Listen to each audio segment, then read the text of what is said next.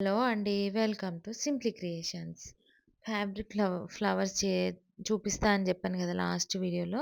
అదే అండి ఇది. ఇలా నెట్ ఫ్యాబ్రిక్‌ని ఫోల్డ్ చేసుకోవాలి. ఒక 3, 4 లేయర్స్, 5 లేయర్స్ లాగా ఇలా ఫోల్డ్ చేస్తే ఏంటంటే, పీస్ కట్ అయినప్పుడు మనకు పెద్ద పీస్ ఒస్తది.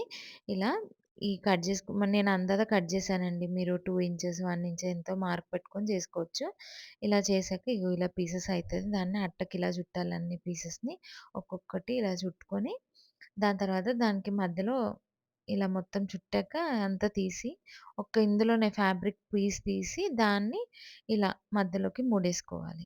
దారంతోని గూడా ఎయొచ్చు. బట్ అది ఉండదు. ఇదైతే గట్టిగుంటది ఫ్యాబ్రిక్‌తోని ముడేస్తే. దాన్ని ఇలా కట్ జేయాలి. ముందే కట్ జేసుకుంటే ఏంటంటే, మనకు మళ్ళీ ముడేయడం రాదు. అందుకే ఫస్ట్ ముడి పడ్డంకనే ఇలా జాయింట్స్ కట్ చేయాలి. చేశాక ఇలా మనం ఎంత సైజ్ కావాలంటే అంత సైజు ఇలా కత్తెరతోని అంత క్లాత్ అంతా ట్రిమ్ చేసుకోవాలి. మంచి ఈక్వల్‌గా చేసుకుంటే అప్పుడు ఇది మంచి లుక్కొస్తది. మీరు ఇంకా ఎంత చిన్నగా చేసుకుంటే అంత మంచి లుక్కొస్తది. నేను ఇట్లనే పెద్దగా ఉంచాను మీకు అర్థం కావాలని. దీన్ని మనము ఫ్రాక్స్ కుట్టించుకున్నాక చిన్న పిల్లల ఫ్రాక్స్ అప్పుడప్పుడు సింపుల్‌గా అనిపిస్తాయి గదా! అప్పుడు ఇవి మనము వాటికి పెట్టొచ్చు. ఇలా చేసి ఫ్యాబ్రిక్ మిగిలింది తెచ్చుకొని ఇలా జేసి మనము వాటికి ఇలా కుట్టొచ్చు.